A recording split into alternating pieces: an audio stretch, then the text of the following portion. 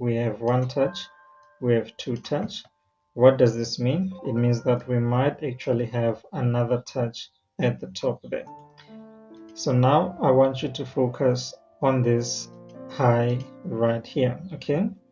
So remember that price normally gravitates towards liquidity.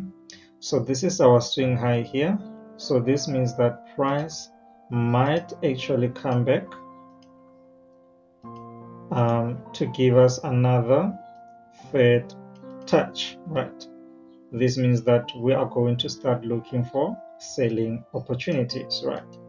And if you look at the bigger picture, price is coming from the top. So this means that this is going to be our correction.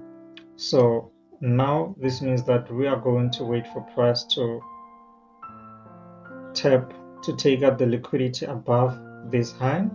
We are then going to start looking for selling opportunities around there, okay?